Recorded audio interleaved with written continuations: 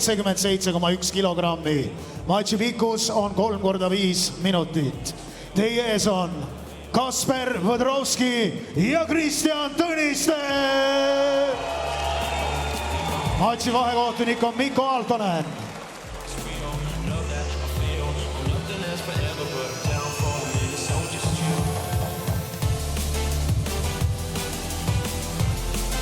Gentlemen, let's fight clean, obey the rules, listen to my commands. Touch goals now, if you will. Back to your corners.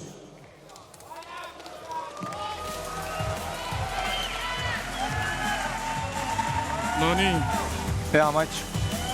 Raju 15, reloaded. Tõniste versus Võdrovski.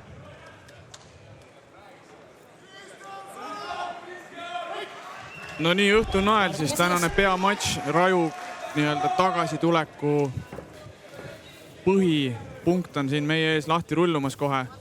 Kristjan siis southpaw, väga ilus low kick. Ja Võdrovskit alustada, Tõniste vastas. Pigem isegi tugevamalt, ma ütleks. Ja vasaku haikik üritas ka Tõnistelt, selle ta on ise nii-öelda ühe trumbina välja toonud endal. Ja sai sinna, kuhu ta vastase tegelikult tahtis. Jah, aga see jalg on natuke... Võdrovski otsib kohe jala lukku. Lukkumaadluses ei ole kehv mees. Aktiivne, väga aktiivne. Jah, Võdrovski ka seljalt siin üritab rünnata, aga praegu Tõniste suutis end pool kaitseni välja mängida nii-öelda.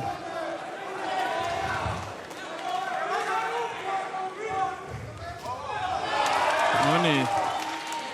Esimest korda siis Tõniste karjääris on siin küünarnuki löömise võimalus ka. Liigub siin ilusti põhilõunasse nii-öelda. Põhilõuna positsioon, jah.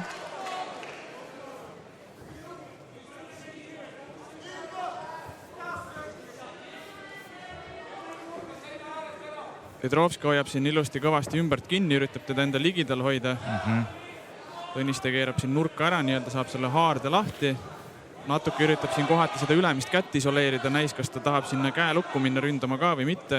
Siis judo taustalt see kimurad ja käelukud peaks olema sellised käepärased võtta. Käelukud nagu... Ja siin on isegi näha, et tegelikult praegu Tõniste otsib, ta isoleerib seda kaugemat kätt just. Nii on. Ja ta läheb sinna vastu üle pea.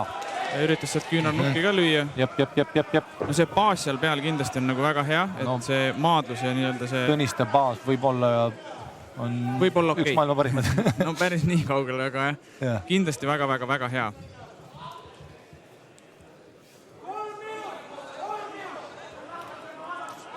Kavalalt siin üritas seljalt ka Võdrovski lüüa küünarnukki.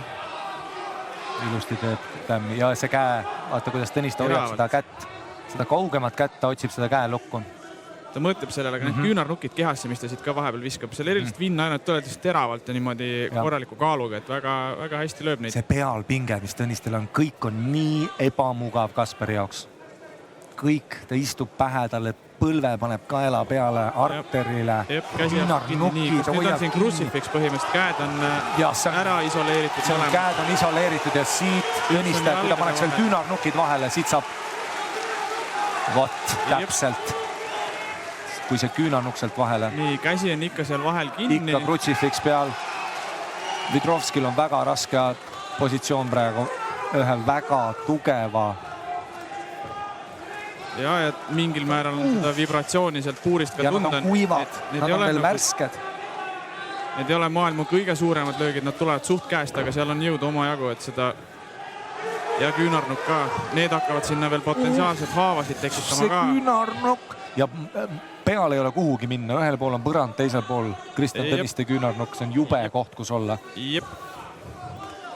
Võdrovski peab väga palju tööd tegema, sest et see matš võib läbi olla ka, kui siin töö niimoodi jätkub. Ja eks Tõniste siin peal ka muidugi peab pingutama oma jagu, et teda seal hoida, aga hetkel ikkagi tema on siin selgelt haamrid. See crucifix on nii paigas Tõnistel! Jalad on tõesti väga hästi kontrollimus seda kätt. See käepoolne osa see isegi liigub, aga seda teist kätte ikkagi suudab päris hästi seal kontrollida. Nii, nüüd puuri sein natukene tuleb siin Võdrovskile kasuks, saab sealt pealt silda pannes veidike lõhkuda. Minut peab veel Võdrovski elus olema, see on üks pikk minut. Pikk minut ja üldse on olnud suht pikk round, siin on Tõniste saanud päris pikalt pealt töötada. Püsti tegelikult alustas ka täiesti hästi. nii, nüüd on siis nii-öelda Neon Belli põlv kõhul ja otse astub Mounti ka. See käeluku positsioon on tal ikka käes, Tõniste otsib seda. Jep, 50 sekundit aega, veel sellega kiirustama ei pea, aga raundi lõpus võiks ju küll proovida. Ma pakun, et mingi hetk ta läheb sinna käelukku otsima. Kuigi siit saaks tämmi teha, nii et vähe poleks. Need küünarnukid. Ja neid ta siit viskab päris korralikult. See on nüüd see halvem pool profidebüüdist Kasperi jaoks, kes lihtsalt tuli siia ja sööb küünarnukki. Ja nüüd tulebki käelukku. Nüüd on käelukku rünnak. See Juroka moosi kadel. Ja käsi on nii sirge. Ja Kristjan murrab. Kasper otsis. Keeras ära. See nägi päris korralikult ikka üles irjutatud välja. Ja Kasperil üritab kolmnurk käigistust alt. Tõnistel. Huvitav, kas see käsi on terve ka, et see tundus ikka nagu tegelikult päris korralikult üle. Nina. Ei teagi, aga saab siit ka pealt korraks lüüa, samal ajal Tõniste üritab kolmnurk käigistust, ninastust tuleb jah veri seal. Väga hea raund Kristjan Tõnistele. Jep, nüüd on kindlasti põhma küsimus ka, aga liiga väsinud ta välja. No mänguplaan on praegu selge. Ja Kasperil oli väga raske 5 minutit. Ja Vidrovskil oli muidugi siin tõesti elus püsimisega tegemist. Nüüd peab taastuma, ma ei tea, kas ta suudab seda väikse moraalse võiduna võtta, et ta siit pausile jõudis või mitte.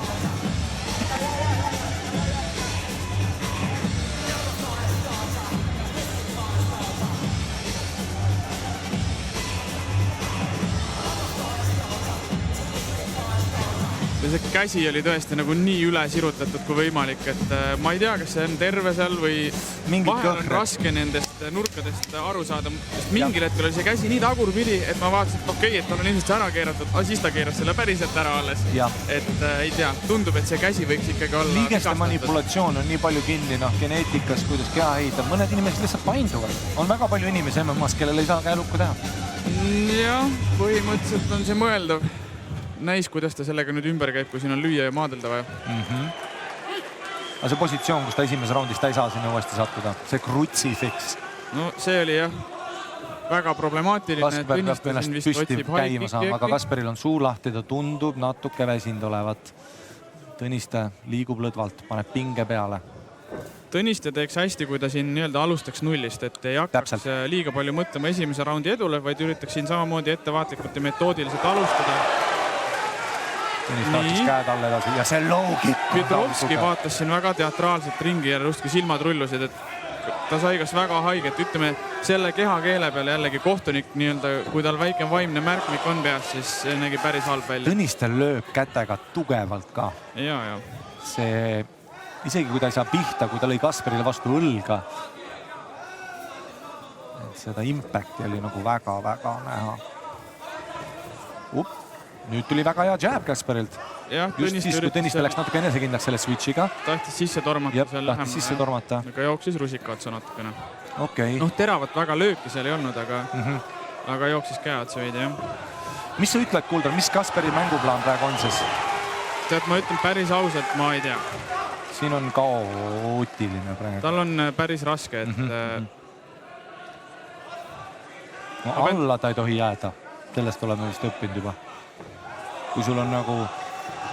Jah, no lukumaadluse osas siin jällegi nüüd Tõniste suudab mööduda. Praegu Vidrovski siin natuke otsib nagu Kimura haaret, aga ilusti tajus ära selle Kristjan ja lipsas mööda ja nüüd on jällegi esmas küljekontroll. Paneb ikka maksma ennast selles olukorras nii palju.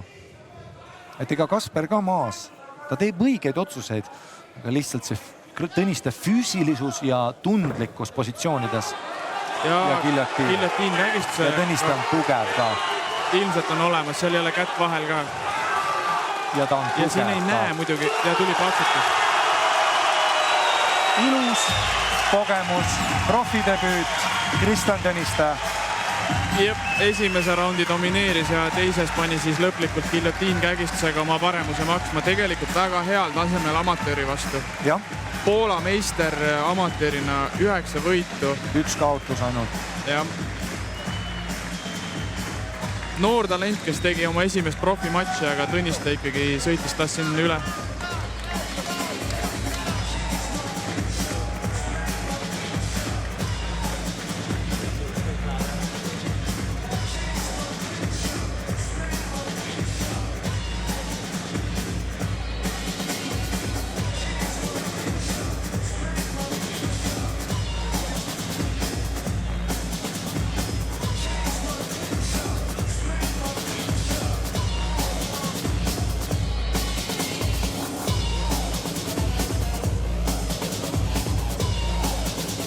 daamid ja härrad, tänaõhtuse viimase ehk peamatši võitja, winner of the match, giljotiin kägistusega, Kristjan